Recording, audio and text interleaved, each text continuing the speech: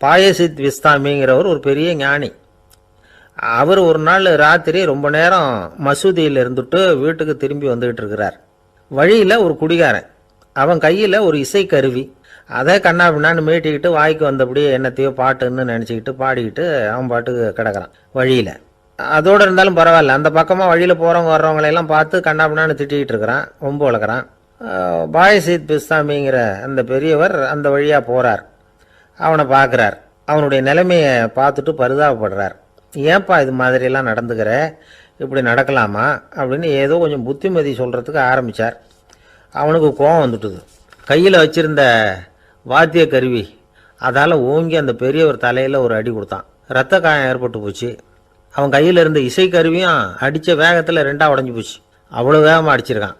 இவ்வளவு தூரத்துக்கு நடந்து போச்சுல்ல, அந்த மாபெரும் ஞானி வாயை திறந்து ஒரு வார்த்தை கூட பேசலை. பேசாமல் தலையை பிடிச்சிக்கிட்டு அவர் பாட்டுக்கு போயிட்டார். மறுநாள் அந்த பெரியவர் என்ன பண்ணார் தெரியுமா? கொஞ்சம் இனிப்பு பண்டங்கள், கொஞ்சம் பணம், இது ரெண்டையும் ஒரு ஆள் மூலமாக அனுப்பி வச்சார் அந்த குடிகாரனுக்கு. அவனுக்கு ஒன்றும் புரியல. என்ன விவரம்னு விசாரித்தான். வந்த ஆள் ஒரு கடுதாசியை நீட்டினான். அதில் விவரம் இருந்தது. ஞானி எழுதியிருக்கிறார், இதை பார்ப்பா, உங்களுடைய இசைக்கருவி உடையறதுக்கு என்னுடைய தலை காரணமாக ஆயிட்டுது. அதுக்காக நான் ரொம்ப வருத்தப்படுறேன். அதுக்காக தான் பணம் அனுப்பி வச்சுருக்கேன். வேறு புதுசாக ஒரு இசைக்கருவி வாங்கிக்கோ. அப்புறம் இன்னொரு விஷயம், நேற்றுக்கு ராத்திரி என்கிட்ட ஏகப்பட்ட கசப்பான வார்த்தைகளை பேசினேன். இதோடு அனுப்பியிருக்கிற இனிப்பு பண்டங்களை சாப்பிட்டு உன்னுடைய நாவில் உள்ள கசப்பை மாற்றிக்கோ அப்படின்னு அதில் எழுதப்பட்டிருந்தது. இந்த சமயத்தில் அவன் குடி மயக்கத்தில் இல்லை, தெளிஞ்சு போயிருந்த நேரம் அது. அதனால் அதை படித்த உடனே அவனுக்கு ரொம்ப வெக்கமாக போச்சு. தலை குனிஞ்சான், யோசனை பண்ணான். கொஞ்ச நேரத்தில் தன்னுடைய நண்பர்கள் சில பேரையும் கூப்பிட்டுக்கிட்டு நேராக அந்த ஞானி இருக்கிற இடத்துக்கு ஓடினான். அவர் காலில் விழுந்தான். அவர்கிட்ட மன்னிப்பு கேட்டுக்கிட்டான்.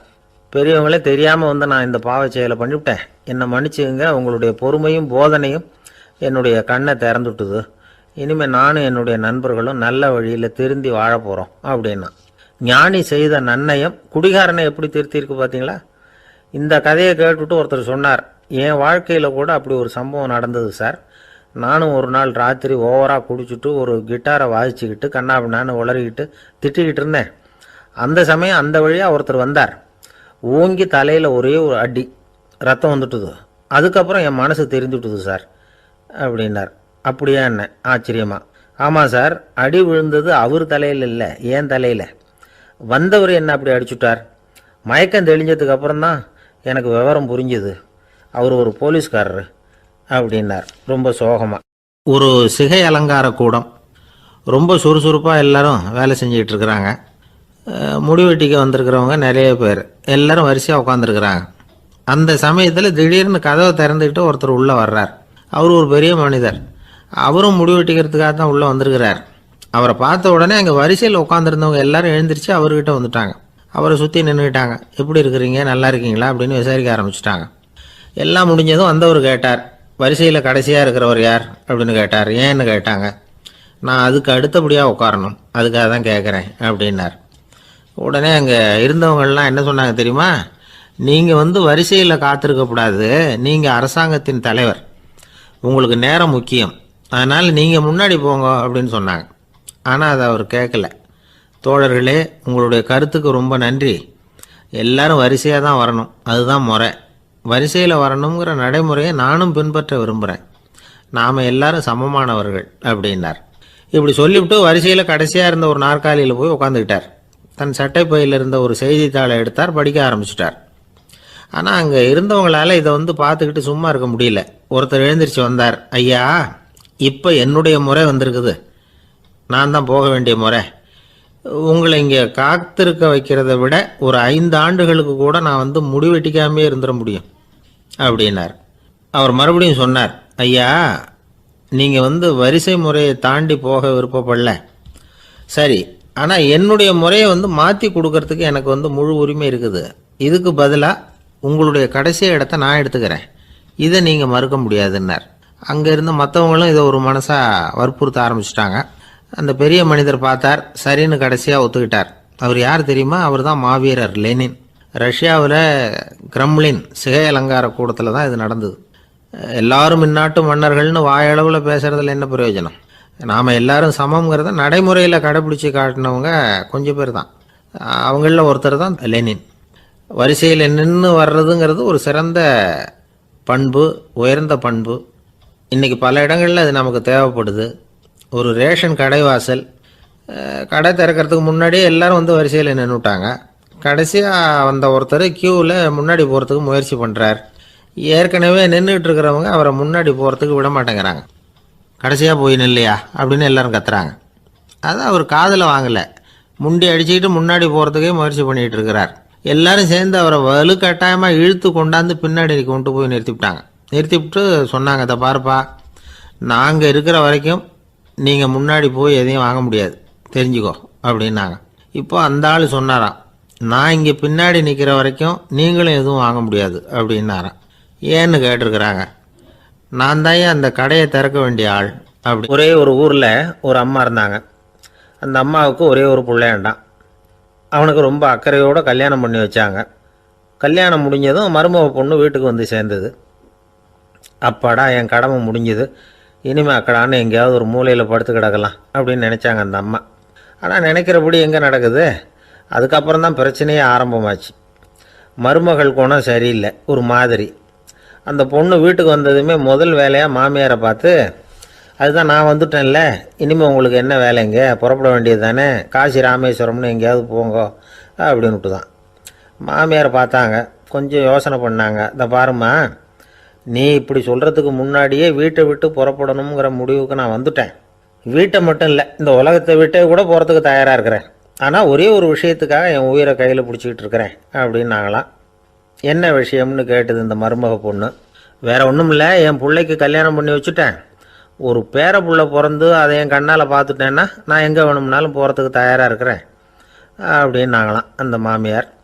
மாமியார் இப்படி சொல்கிறதுலேயும் நியாயம் இருக்கிறதாக பட்டுது அந்த பொண்ணுக்கு. சரி, அப்படியே இருந்து பார்த்துட்டு போகலாம் அப்படின்னு அனுமதி கொடுத்தது. கொஞ்ச காலத்தில் ஒரு பேரன் பிறந்தான். அந்த அம்மாவும் பேரனை கண்ணால் பார்த்துட்டாங்க. சரி, பேரனை பார்த்தாச்சுல்ல, இனிமேல் புறப்பட வேண்டியது தானே அப்படின்னது மருமக பொண்ணு. மாமியார் பார்த்தாங்க, நீ சொல்கிறது சரிதாம்மா, அதில் ஒன்றும் தப்பு இல்லை. என்னோடய பேரன் உங்களை அம்மா அப்பான்னு கூப்பிடுறத என் காது குளிர கேட்டுட்டு போயிடுறேனே அப்படின்னாங்களாம். சரி, அந்த ஆசையை நிறைவேறட்டும் அப்படின்னு காத்துக்கிட்டு இருந்தாங்க. பேரன் வளர்ந்தான், நடந்தான், பள்ளிக்கூடம் போனால் பெரியவனானா. மருமக பொண்ணு மறுபடியும் மாமியாரை விரட்ட ஆரம்பிச்சுட்டுது, இன்னும் புறப்புள்ளையான்னு. இதை பாருமா, இது வரைக்கும் இருந்துட்டேன். பேரனோட கல்யாணத்தையும் கண்ணால் பார்த்தா தான் இந்த கட்டை வேகும் போல் இருக்குது அப்படின்னு சொல்லி ஒரு மாதிரியாக பேச ஆரம்பித்தாங்க. இதுவும் நியாயமான ஆசையாக தான் படுது அப்படின்னு அது யோசிச்சிருக்கு அந்த பொண்ணு. சரின்னு அதுக்கும் ஒத்துக்கிட்டது. உடனே பேரனுடைய கல்யாணமும் முடிஞ்சது ஒரு வழியாக. இனிமேல் ஒரு நொடி கூட இங்கே இருக்கக்கூடாது, புறப்படுங்க அப்படின்னு மாமியாரை விரட்டிச்சான் அந்த பொண்ணு. இப்போ அந்த மாமியார் தன்னோட மருமகளை பார்த்து சொல்கிறாங்க, இதோ கிளம்பிட்டேம்மா, என் மூட்டை முடிச்செல்லாம் கட்டிக்கிட்டேன், புறப்பட்டுவிட்டேன். அப்படியே நீயும் உன் துணிமணிகளை மூட்டை கட்டிக்கிட்டு கிளம்பிடும், என்னோட சேர்ந்து 2 பேருமா சேர்ந்து போயிடலாம் அப்படின்னாங்களாம். அந்த பொண்ணு முழிக்குது. முழிக்காதே, உனக்கும் ஒரு மருமக வந்துட்டா, இனிமேல் நீயும் ஒரு மாமியார் தானே, உனக்கும் இனிமேல் இங்கே வேலை இல்லை, புறப்படு அப்படின்னாங்களாம். அப்போ தான் அந்த பொண்ணு சிந்திக்க ஆரம்பிச்சு தான், தன்னோட தவறு புரிஞ்சுதான். இந்த தகவலை கேட்டுக்கிட்டு இருக்கிற மருமகள்லாம் இதை பற்றி கொஞ்சம் யோசித்து பார்க்கணுங்கிறதுக்காகத்தான் இதை சொல்கிறோம் மாமியார்கள் சார்பாக. கொஞ்ச நாளைக்கு முன்னாடி ஒரு பொண்ணை பார்த்து பேசுகிற சந்தர்ப்பம் கிடைச்சிது ஒரு கல்யாண வீட்டில். அந்த பொண்ணு சொல்லிச்சு, சார் எனக்கு கல்யாணம் ஆகி 15 வருஷம் ஆகுது, நான் மாமியார்கிட்ட சண்டை போட்டதே இல்லை அப்படின்னு ரொம்ப அடக்கமாக சொல்லிச்சு. அது எப்படிம்மா சாத்தியமாச்சுன்னு கேட்டோம். எனக்கு கல்யாணம் ஆகி 15 வருஷம்தான் ஆச்சு, ஆனால் என் மாமியார் செத்து போய் 20 வருஷத்துக்கு மேலே ஆகிட்டுது அப்படின்னு. கணவன் மனைவி அன்பாக இருக்கணும், ஒருத்தர் நல்லா புரிஞ்சுக்கணும், விட்டு கொடுக்குற மனப்பான்மை வேணும், அதுதான் ஒரு நல்ல குடும்பம். இன்றைக்கி பல குடும்பங்களில் அர்த்தமில்லாத சண்டைகள் தான் அதிகம். கிராமப்புறங்களில் வேடிக்கையாக ஒரு கதை சொல்லுவாங்க. ஒரு ஊரில் ஒரு ஆள் இருந்தான், வேலை வெட்டி இல்லாமல் சும்மாவே இருந்தான். அவனுக்கு கல்யாணம் பண்ணி வச்சாங்களாம். மனைவி வந்து சேர்ந்தா, சும்மாவே உட்காந்துருக்கிறியே, ஏதாவது சம்பாதிக்கிற வழியை பாரு அப்படின்ட்டுருக்கா. அதுக்கு தான் யோசனை பண்ணிகிட்டு இருக்கிறேன், ஒரு அருமையான ஐடியா அப்படின்னு நானா. என்ன அது சொல்லு அப்படின்ட்டுருக்கா அவ. ஒரு ஆட்டுக்குட்டி வாங்க போகிறேன்ருக்கான். அதை வாங்கி என்ன பண்ண போகிறேன்னா, அந்த குட்டி வளரும், பெருசாகும், அதுக்கப்புறம் அது நிறைய குட்டி போடும் அப்படின்ட்டுருக்கான். சரி, அப்புறம் என்ன, அதையெல்லாம் சந்தையில் கொண்டுட்டு போய் விற்றுவிட்டு அந்த காசுக்கு ஒரு எருவு மாடு வாங்கலாம். சரி, அது எதுக்கு? எருவு மாடு நிறைய பால் கொடுக்கும், அதை கொண்டுகிட்டு போய் பால் பண்ணையில் கொடுப்பேன், அல்லது நானே விற்றுருவேன், கை நிறைய காசு கிடைக்கும். அதுக்கப்புறம் ஒரு பசுமாடு வாங்குவேன், பாலையும் விற்கலாம், நாமளும் காய் போட்டு சாப்பிட்லாம், இப்படிலாம் சொல்லியிருக்கான். அப்போ அந்த பொண்ணு சொல்லிச்சான், அடுத்த தெருவில் இருக்கிற எங்கள் அம்மா வீட்டுக்கும் கொஞ்சம் பால் கொடுத்து அனுப்பலாம் அப்படின்ட்டுருக்கான் அந்த பொண்ணு. இந்த இடத்துல கணவனுக்கு கோபம் வந்துட்டுது. அது எப்படி உங்கள் அம்மா வீட்டுக்கு எதுக்கு கொடுக்கணும், அதெல்லாம் முடியாதுன்றிருக்கான். இந்த இடத்துல சண்டை ஆரம்பமாயிட்டுது. கொஞ்ச நேரத்தில் 2 பேரும் சத்தம் போட ஆரம்பிச்சிட்டாங்க. கடுமையான சண்டை நடக்கிறத பக்கத்து வீட்டுக்காரன் காதில் வாங்கினான். அவன் ஓடியாந்தான். அவனுக்கு தெரியும் வாங்காத மாட்டுக்காக இப்படி சண்டை போட்டுக்கிட்டு இருக்கிறாங்கங்கிறது அவனுக்கு புரியும். அவன் ஓடி வந்து சொன்னான், ஏண்டா உன்னோட பசுமாட்டை ஒழுங்காக கட்டி போடக்கூடாதான்ருக்கான். என்னடா சொல்கிறேன்னா இவன், உன் மாடு என் தோட்டத்தில் வந்து மேய்ஞ்சுட்டுது, பயிரெலாம் நாசமாயிட்டுது, 10,000 ரூபா அளவுக்கு சேதம், அதை வாங்கிட்டு போகிறதுக்கு தான் வந்தேன், குடுறா 10,000 நானான். இவன் அரண்டு போயிட்டான். அப்புறம் சொன்னான், டே நான் இன்னும் மாடே வாங்கலையே, அதுக்குள்ளே அது வந்து எப்படிடா உன் தோட்டத்தில் மேயும், என்னடா உளர்றேன்ருக்கான். நீ தாண்டா இப்போ உளறிக்கிட்டு இருக்க, மாடே வாங்கலை, அதுக்குள்ளே எப்படிடா வந்து உன்னுடைய மனைவி அவங்க அம்மா வீட்டுக்கு பால் கொடுத்து அனுப்ப முடியும் அப்படின்னு அவன் கேட்டானா. நம்மளால இப்போ தான் புத்தி வந்துதான். அர்த்தமே இல்லாத சண்டை போட்டுக்கிட்டு இருக்கிறோம் அப்படிங்கிறத அவன் புரிஞ்சுக்கிட்டானான். இது நம்ம முன்னோர்கள் சொல்லியிருக்கிற ஒரு கதை. சண்டையில் தான் அர்த்தம் இல்லையே தவிர கதையில் அர்த்தம் உண்டு. அதாவது இல்லாத விஷயங்களுக்காக சண்டை போட்டுக்கிட்டு இல்லறத்தை வீணாக்கிக்கிட்டு இருக்கிற மனிதர்கள் இன்றைக்கு நிறைய பேர் இருக்கிறாங்க. ஒருத்தன் தன்னுடைய மனைவியை பற்றி மாமனார்கிட்ட புகார் சொன்னானா, மாமா உங்கள் பொண்ணு அர்த்தமில்லாத சண்டை போடுறா, எதுக்கு எடுத்தாலும் எடுத்தெறிஞ்சு பேசுகிறா அப்படின்ட்டுருக்கான். நீ எப்படி மாப்பிள்ளை அதை சமாளிக்கிற அப்படின்னு கேட்டிருக்காரு அவர். அவள் எடுத்தெறியறது என் மேலே படாமல் ஒதுங்கி நின்றுக்கிறேன் அப்படின்னு நானா இவன். ஒரு அப்பாவுக்கு 2 பிள்ளைங்க. மூத்தவன் ரொம்ப அடக்கம், அப்பா எது சொன்னாலும் கேட்பான், பெரியவங்களுக்கு கீழ்ப்படிஞ்சு நடப்பான். இளையவன் அப்படி இல்லை, தான் நினச்சதை தான் சொல்லுவான் செய்வான், அடுத்தவங்க சொல்கிறத கேட்க மாட்டான், அடங்கி நடக்க மாட்டான். இந்த 2 பேரில் யாரை வந்து உங்களுக்கு பிடிக்கும்? பெரியவனை தான் பிடிக்கும், ஏன்னா அவன் தான் சொல்கிற பேச்சை கேட்குறவன் அப்படின்னு சொல்லுவீங்க. ஆனால் ஒரு ஞானி என்ன சொல்கிறார் தெரியுமா? ஒரு குழந்தை அதன் அறிவுக்காக மதிக்கப்பட வேண்டுமே தவிர அதனுடைய கீழ்ப்படியும் தன்மைக்காக அல்ல அப்படிங்கிறார்.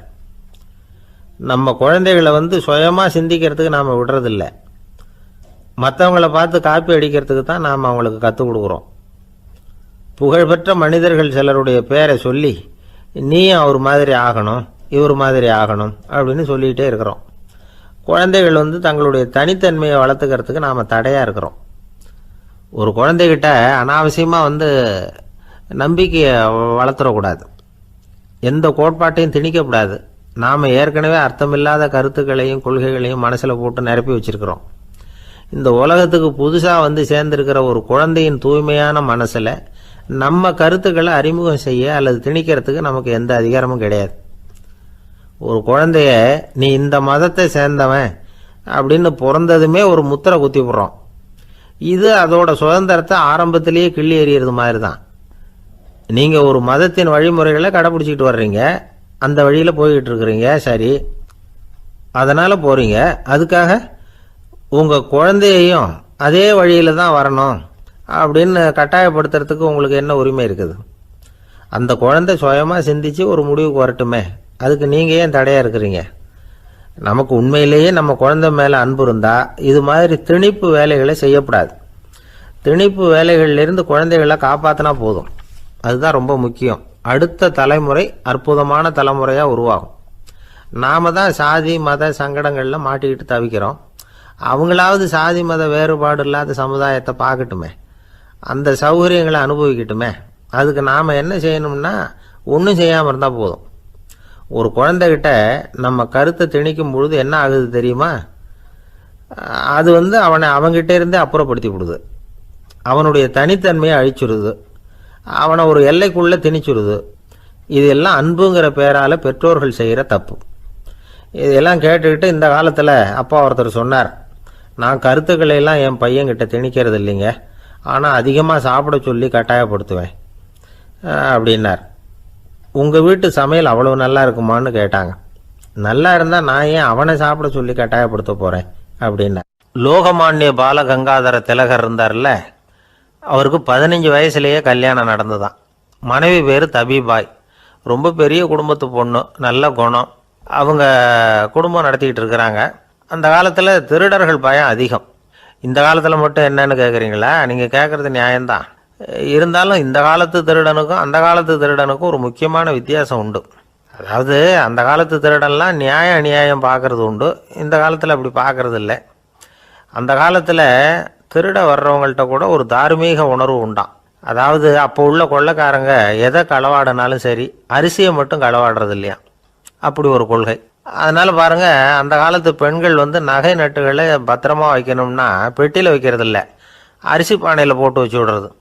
இப்போல்லாம் பேங்க்கில் சேஃப்டி லாக்கர்னு இருக்குல்ல, அது மாதிரி அந்த காலத்தில் சேஃப்டி லாக்கருங்கிறது அரிசி பானை. இந்த வளையல், மூக்குத்தி, தோடு இப்படி எதுவாக இருந்தாலும் அதில் போட்டு பத்திரமா வச்சுருவாங்க. திருடன் அரிசி பானை பக்கம் போகிறதில்ல. ஏன்னா சாப்பிட்ற விஷயத்தில் கை வைக்கக்கூடாது, அது பாவம் அப்படின்னு அவன் நினைக்கிறான். திலகரோட மனைவி தபீபாயும் அதே மாதிரி தன்னுடைய ஆபரணங்களை ஒரு அரிசி பானைக்குள்ளே போட்டு மூடி வச்சுருந்தாங்களாம். இப்படி இருந்தப்போ ஒரு நாள் ஒரு பிச்சைக்கார பொண்ணு வீடு வீடாக பிச்சை கேட்டுக்கிட்டே வந்திருக்குது. திலகர் வீட்டுக்கும் தர்மம் போடுங்க தாயே அப்படின்னு தான் அந்த பொண்ணு. அந்த அம்மா தபீபாய் காதில் இது விழுந்திருக்கு. உடனே கை நிறைய அரிசி அள்ளிக்கிட்டு போட்டிருக்கு. பாத்திரத்தில் அரிசியை போட்டதுக்கு அப்புறம் தான் தெரியுது, பளிச்சுன்னு கண்ணில் படுது. அதாவது அந்த அம்மாவோட வைர மூக்குத்தி ஒன்று அரிசியோடு சேர்ந்து அந்த பிச்சைக்கார பொண்ணு பாத்திரத்தில் போய் விழுந்துட்டுது.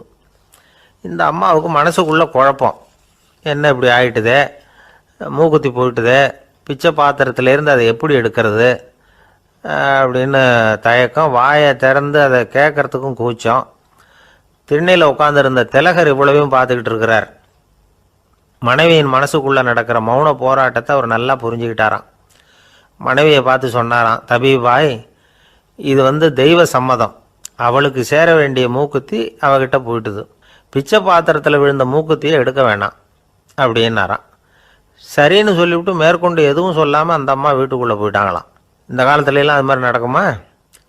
வெறும் அரிசியை போட்டுட்டு விவகாரம் பண்ணிகிட்டு இருக்க மாட்டோமா? ஒரு பெரிய மனுஷன் வீட்டுக்கு ஒரு பிச்சைக்காரன் வந்தான். ஐயா, நாங்கள் பிச்சைக்காரங்கள்லாம் சேர்ந்து ஒரு சங்கம் வச்சுருக்குறோம், அதுக்கு நிதி சேர்க்குறோம், அதுக்கு ஒரு 100 ரூபா கொடுத்தீங்கன்னா எங்களுக்கு பெரிய உதவியாக இருக்கும் அப்படின்னானா. அதெல்லாம் ஒன்றும் கொடுக்க முடியாது போ அப்படின்னாரான் அவர். அப்படின்னா ஒரு 50 ரூபாயாவது கொடுங்களேன் அப்படின்ட்டுருக்கான். அதுவும் முடியாதுன்னு சொல்லிவிட்டார். 25 ரூபா அப்படின்ட்டுருக்கான். எதுவும் முடியாது அப்படின்னாரான்.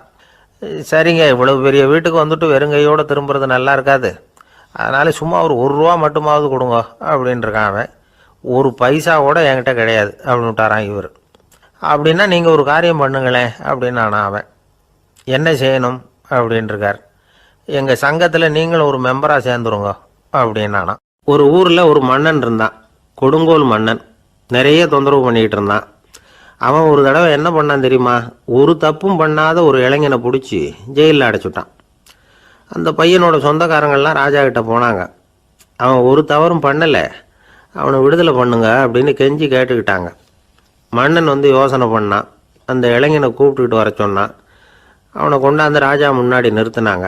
இதை பாருப்பா, உன்னை நான் விடுதலை பண்ணுவேன், ஆனால் ஒரு கண்டிஷன், அந்த நிபந்தனையை நீ நிறைவேற்றினா உனக்கு விடுதலை அப்படின்னா மன்னன். சரின்னு ஒத்துக்கிட்டான் பையன். மன்னன் கண்டிஷன் என்னங்கிறத சொன்னான். உங்ககிட்ட ஒரு செம்மறி ஆட்டை கொடுக்க போகிறேன், 1 மாதத்துக்கு அதுக்கு தேவையான தீனியையும் கொடுக்க போகிறேன். 1 மாதம் கழித்து அந்த ஆட்டை எடை போட்டு பார்ப்பேன். அந்த ஆட்டின் எடை கொஞ்சம் கூட கூடி இருக்கக்கூடாது. எடை கூடி இருந்தால் உனக்கு விடுதலை கிடையாது. என்ன சொல்கிற அப்படின்னா. பையனுக்கு ஒன்றும் புரியல, பயமாக போயிட்டுது. குழம்பிக்கிட்டே நின்றுக்கிட்டு இருக்கிறான். சரி, ஒரு நாள் டைம் தரேன், நல்லா யோசனை பண்ணி பார்த்துட்டு நாளைக்கு உன் முடிவை சொல்லு அப்படின்னா மன்னன். பையன் கவலையோடு வெளியில் வந்தான். அங்கே ஒரு பெரியவர் நின்றுக்கிட்டு இருந்தார். அவர்கிட்ட விஷயத்தை சொன்னான். அந்த பெரியவர் இந்த பையனுக்கு காதோட காதாக ஒரு வழியை சொல்லி கொடுத்தார். அதை கேட்டதும் பையன் மறுபடியும் மன்னன் முன்னாடி நின்னா, உங்கள் நிபந்தனையை ஏற்றுக்கிறேன்னு சொன்னான். மன்னன் ஒரு ஆட்டுக்குட்டியையும் அதுக்கு 1 மாதத்துக்கு தேவைப்படுற தீவனத்தையும் கொடுக்கும்படியாக உத்தரவு போட்டான். கொடுத்தாங்க, ஓடிட்டு போயிட்டான். 1 மாதம் தினமும் தவறாமல் அந்த தீவனத்தை ஆட்டுக்குட்டிக்கு போட்டுக்கிட்டு இருக்கிறான். 1 மாதம் கழித்து அந்த ஆட்டை அரண்மனைக்கு ஓட்டிகிட்டு போனான். மன்னன் அதை எடை போட்டு பார்க்குறான், எடை கூடவே இல்லை, அப்படியே தான் இருக்குது. உடனே போட்ட நிபந்தனைப்படி அந்த இளைஞனை விடுதலை பண்ணிவிட்டான். சரி, ஆட்டுக்கு எடை கூடாமல் இருக்கிறதுக்கு அந்த பெரியவர் சொல்லி கொடுத்த யோசனை என்ன அப்படின்னா, அது வேற ஒன்றும் இல்லை. அந்த ஆட்டுக்கு எதிரில் அது கண்ணில் படுற மாதிரி ஒரு ஓநாயை கட்டி போட சொன்னார். அவ்வளவுதான். ஆட்டுக்கு ஓநாய்ங்கிறது பிறவி பகை.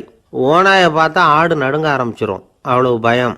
தினமும் அந்த ஆடு பயந்துக்கிட்டே தீனி சாப்பிட்டுது, எடை கூடல. அதுதான் ரகசியம். இது சின்ன பிள்ளைங்களுக்கான ஒரு கதை.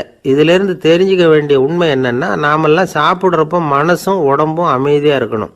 அப்போ தான் அது உடம்புல ஒட்டும். அவசரத்துலேயும் பயத்துலையும் சாப்பிட்டா அது சரியாக ஜீரணமாகாது. இன்னொரு ராஜா இருந்தார். அவரும் ஒரு இளைஞனை ஜெயிலில் அடைச்சி விட்டார். விடுதலை பண்ணணும்னா ஒரு கண்டிஷன்னார். என்னன்னு கேட்டான். ஒரு ஆட்டுக்குட்டியை அவன் முன்னாடி கொண்டாந்து நிறுத்துவேன், நீ அதுக்கிட்ட ஒரு கேள்வி கேட்கணும், அதுக்கு சரியான பதிலை சொல்லணும். அப்படி செஞ்சுட்டா உனக்கு விடுதலைன்னார். இளைஞன் யோசனை பண்ணி பார்த்தான், சரின்னு ஒத்துக்கிட்டான். அது பிரகாரமே ஆட்டுக்குட்டியை பதில் சொல்ல வச்சுட்டான். என்ன நடந்தது தெரியுமா? ஆட்டுக்குட்டியை கொண்டாந்து நிறுத்தினாங்க. இவன் மெதுவாக அதுக்கிட்ட போனான். அது காதுகிட்ட போய் ஏப்ரலுக்கு அடுத்த மாதம் என்ன மாதம்னு கேட்டான். அது உடனே மேன்னு கத்திச்சு. இவன் விடுதலை ஆயிட்டான். காஞ்சிபுரத்தில் பல்லவ ராஜா ஒரு கோவில் கட்டினார், கைலாசநாதர் கோவில். அதுக்கு கும்பாபிஷேகம் பண்ணுறதுக்கு ஒரு நாள் குறிப்பிட்டு அதுக்கு வேண்டிய ஏற்பாடுகள்லாம் பண்ணினார்.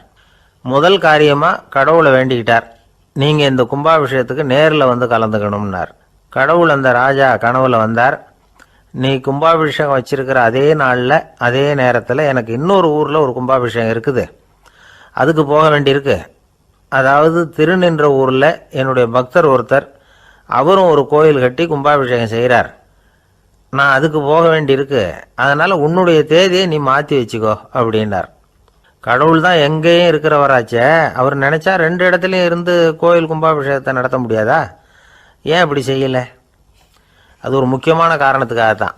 திருநின்ற ஊரில் இருந்த பூசலாருங்கிற அந்த அடியாரின் பெருமையை இந்த உலகத்துக்கு எடுத்து காட்டணுங்கிறதுக்காகத்தான் கடவுள் அந்த ராஜா கிட்ட அப்படி சொன்னார். சரி, அந்த அடியார் அப்படி என்னதான் பெருசாக கோயில் கட்டி விட்டார்? ராஜா கட்டின கோயிலை விட பெருசா? அவர் கட்டினது கருங்கல்லாலேயோ மண்ணாலேயோ மரத்தாலேயோ இல்லை. அவர் கட்டின கோயில் வேற மாதிரி. அது மனசால கட்டின கோயில், மனசுக்குள்ளே இருக்கிற கோவில், மனக்கோவில். அந்த அடியார் தன்னோட மனசுக்குள்ள மாசக்கணக்காக ஒவ்வொரு கல்லாக சேர்த்து கட்டின கோவில். இந்த விஷயம் ராஜாவுக்கு தெரியாது. அவர் என்ன நினச்சுட்டாரு, அது நாம கட்டின கற்கோயிலை விட ரொம்ப பெருசாக இருக்கும் போல இருக்கு அப்படின்னு நினச்சிட்டார்.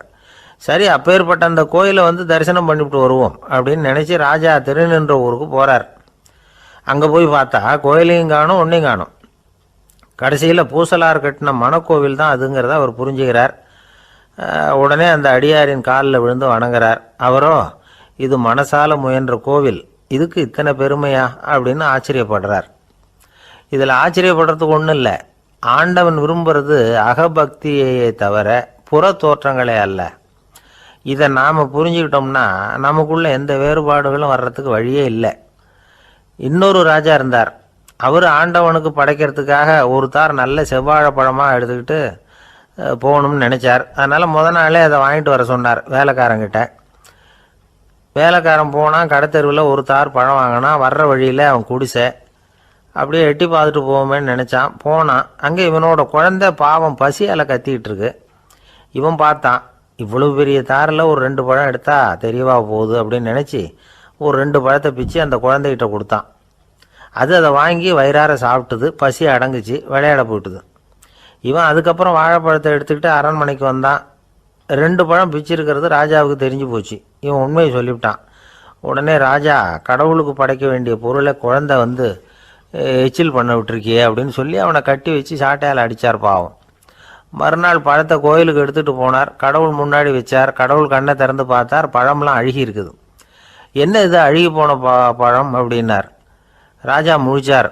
நல்லா தானே இருந்தது அப்படின்னு நினச்சார். அப்போ கடவுள் அந்த ராஜா கிட்ட சொன்னாராம், இதை பாருப்பா, இந்த தாரில் 2 பழம்தான் நல்ல பழம், அந்த 2 பழங்களையும் நேற்றுக்கே நான் சாப்பிட்டுட்டேன் அப்படின்னாராம். அப்போ தான் ராஜாவுக்கு புரிஞ்சுது, ஏழை குழந்தையின் பசியை தீர்க்கறதுக்காக உதவுன அந்த 2 பழம்தான் இறைவன் சாப்பிட்ட பழம்னு. இறைவன் இருக்கிற இடம் எது? இதுதான். ஒரு பெரியவர்கிட்ட பேசிக்கிட்டு இருந்தேன். அவர் என்கிட்ட ஒரு கேள்வி கேட்டார். திருடர்கள் எத்தனை வகை தெரியுமா உனக்கு அப்படின்னார். இதுதான் அவர் கேட்ட கேள்வி. எதுக்காக என்ன பார்த்து அந்த கேள்வி கேட்டார் தெரியல. இருந்தாலும் நான் அவருக்கு பதில் சொன்னேன். திருடர்களில் வந்து எத்தனையோ வகை உண்டுங்க. கார் திருடன், சைக்கிள் திருடன், முகமூடி திருடன், எப்படி சொல்லிகிட்டே போகலாம். இருந்தாலும் என்னுடைய சிற்றறிவுக்கு எட்டின வரையில் திருடர்களை வந்து 2 வகையாக பிரிக்கலாம் அப்படின்னு நினைக்கிறேன். ஒன்று ராத்திரியில் திருடுற திருடன், இன்னொருத்தன் பகலில் திருடுற திருடன். அதாவது பகல் திருடன், ராத்திரி திருடன் அப்படின்னு பெரியவர் சிரித்தார். என்ன சிரிக்கிறீங்களே, என்ன கள்வர்கள் 4 வகை அப்படின்னு ஆரம்பித்தார். எப்படின்னு கேட்டேன். சாப்பாட்டுக்கு இல்லாமல் திருடுறாங்க பாருங்கள், அது ஒரு வகையான். சாப்பாட்டுக்கு இருந்தும் திருடுறாங்க பாருங்கள், அது ஒரு வகையான். இதை தவிர இன்னும் ஒரு 2 வகை திருட்டு உண்டு. அது என்னென்னா, ஆண்டவன்கிட்ட இருந்து நாம் திருடுற திருட்டு, இன்னொன்று என்னென்னா நம்மக்கிட்ட இருந்து ஆண்டவன் திருடுற திருட்டு அப்படின்னார். எனக்கு ஒன்றும் புரியல. என்ன சார் இது, ஆண்டவனையே வந்து திருடன்னு சொல்கிறீங்களே அப்படின்னு ஆச்சரியமா. ஆமாங்க, ஆண்டவனை வந்து கள்வன்னு சொல்கிறது இல்லையா. காஞ்சிபுரத்துக்கு பக்கத்தில் திருக்கார்வனம் அப்படின்னு ஒரு ஊர் இருக்குது. அங்கே உள்ள பெருமாளுக்கு வந்து கள்வர்னு தான் பேர். அது மட்டும் இல்லை, திருமங்கையாழ்வார் தம்முடைய திரு நெடுந்தாண்டகத்தில் கார்வனத்துள்ளாய் கல்வா அப்படின்னு தான் அழைக்கிறார் அப்படின்னு நிறைய உதாரணம்லாம் சொல்ல ஆரம்பித்தார். அதுக்கப்புறம் அவர்கிட்ட பேசி நான் புரிஞ்சுக்கிட்ட விவரங்களை தான் நான் இப்போ உங்ககிட்ட சொல்ல போகிறது. அதாவது அவர் சொன்ன முதல் வகை திருடர்கள் வந்து சாப்பாட்டுக்கு இல்லாமல் திருடுறவங்க. இவங்களை வந்து திருத்தி போடலாம். சாப்பாட்டுக்கு இருந்தும் பணம் சேர்க்கணுங்கிற ஆசையால் பொய் கணக்கெல்லாம் எழுதுகிறாங்க பாருங்கள், அவங்க தான் 2வது வகை. 3வது வகை திருட்டு தான் மிகப்பெரிய திருட்டு. இறைவனுக்கு சொந்தமானதை நம்முடையதுன்னு நினைக்கிற திருட்டு. எது இறைவனுக்கு சொந்தமானது அப்படின்னா ஆத்மா. பகவானுக்கு சொந்தமான ஆத்மாவை நம்முடையதுன்னு நினைக்கிறது தான் அந்த மாபெரும் திருட்டு. இதுக்கு பேர் தான் ஆத்மாபகாரமா. சரி, இதுக்கு பரிகாரம் என்ன? எல்லாம் இறைவனுடையது, நமக்கு ஒன்றும் இல்லை அப்படின்னு நினைக்கிறது தான் இதுக்கு பரிகாரம். இதெல்லாம் இருக்கட்டும். 4வது திருட்டு ஒன்று சொன்னோம்ல, ஆண்டவன் நம்மகிட்ட இருந்து திருடுறது. அது எப்படி? ஆண்டவனை வந்து கள்வன்னு சொல்கிறாங்க, அது சரி. அவர் என்னத்தை திருடினார்? இப்போ இன்னொருத்தருக்கு சொந்தமான ஒன்றை எடுத்து வச்சுக்கிறது தான் கள்ளத்தனம். ஆனால் ஆண்டவன் எடுத்துக்கிட்டோம்னா இருக்கிறது எல்லாமே அவனுக்கு சொந்தம். அப்படி இருக்கிறப்போ அவரை எப்படி கள்வன்னு சொல்கிறது? இது என்ன புரியாமல் இருக்குதே அப்படின்னு சொல்லி பார்த்தா அதுக்கும் விளக்கம் சொல்கிறாங்க அவங்க. அதாவது ஆண்டவனுக்கு வந்து உருவமே கிடையாது, அரூபமாக இருக்கிறவன், அதாவது உருவம் இல்லாமல் இருக்கிறவன். அப்படி உள்ள பகவான் வந்து நம்மளை மாதிரி உருவத்தில் இருக்கிறான். நம்மளை மாதிரியே கையை காலு மூக்கெல்லாம் இருக்குது ஆண்டவனுக்கு. இந்த உருவம் நம்மகிட்ட இருந்து திருடினது தானே. அவன் வந்து தன்னுடைய உண்மையான திருமேனியை வந்து நமக்கு காட்டாமல், அதாவது தரிசனம் கொடுக்காமல் இருக்கிறது கள்ளத்தனம் தானே.